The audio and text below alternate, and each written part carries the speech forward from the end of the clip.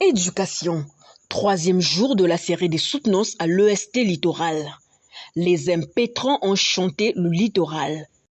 Le but de ces thèmes, c'est pas seulement de voir comment GNCAC prévient les accidents et incidents, mais également d'aider tout un chacun à voir quelles sont les choses à faire ou à ne pas faire pour prévenir les accidents et incidents. Parce que comme on le sait, les accidents ou incidents peuvent arriver partout où on est à n'importe quel moment. On ne saurait parler des méthodes de prévention sans pouvoir comprendre quelques termes liés à notre thème. Nous allons donc commencer par le terme prévention. Quand on parle de prévention, il s'agit des mesures qu'on met en place pour éviter un danger ou un risque.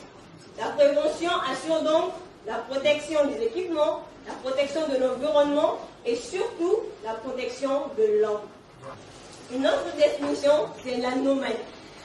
Une anomalie, c'est un dysfonctionnement, un écart à la normale. Prenons un exemple. Cette salle est une salle de cours. Normalement, elle doit être bien éclairée. Maintenant, imaginons qu'il n'y ait qu'une seule ampoule qui marche. Là, ça devient une situation anormale. Ou encore, qu'il n'y ait pas du tout une ampoule qui marche. Et si une personne entrait dans la salle en ce moment-là, elle pourrait se cogner, elle pourrait se faire mal. Donc, une anomalie, quand elle n'est pas traitée, quand elle n'est pas corrigée, peut conduire à un accident ou à un incident. Quand une anomalie est détectée, il faut la traiter, c'est-à-dire porter une action corrective à l'immédiat. Les 301 anomalies sondées, ce sont en fait des anomalies un problème qu'on a déjà reparlé. On a déjà trouvé une solution. Et pour le reste, c'est non soldé. C'est-à-dire jusqu'à ce que j'ai fini dans ma période de recensement, les 36% étaient encore non soldés. Élaborer une architecture redondante qui nous offre une haute disponibilité nous permet d'avoir une communication continue sans coupure. Alors j'ai apporté l'activité, le dynamisme, comme acquis. J'ai acquis ma première expérience professionnelle. Puis, en suivant le rythme des soutenances de ce lundi 20 février 2023, chaque étudiant a donné le rythme, l'intonation et la cadence de l'essentiel de sa formation académique à l'EST Littoral. Les génies du littoral se sont exprimés sur leurs travaux à l'issue de leur évaluation. Bayonne Alexia Divine, étudiante finaliste en génie des télécommunications et réseaux.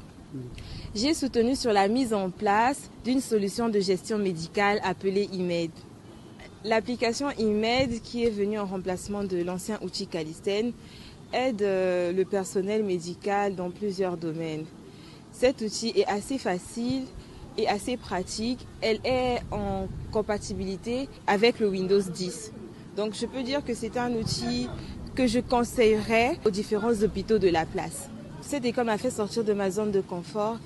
J'ai commencé à être beaucoup plus active, beaucoup plus travailleuse. Et ça m'a beaucoup aidé en entreprise. Masuluka Emmanuel Guimel, étudiant en génie de l'environnement, d'hygiène et sécurité à l'École supérieure de technologie du littoral. J'ai soutenu sur le thème de la mise en application de la procédure HSE DILOX, qui ne vise autre que sur la mauvaise remontée des anomalies, des incidents et accidents. Le problème, c'est qu'il y a plusieurs anomalies et il y avait un peu les problèmes dans la gestion et le traitement de ces anomalies, et c'est ce qui a généré les 5 incidents qui suivaient. Voilà. C'est une très bonne école.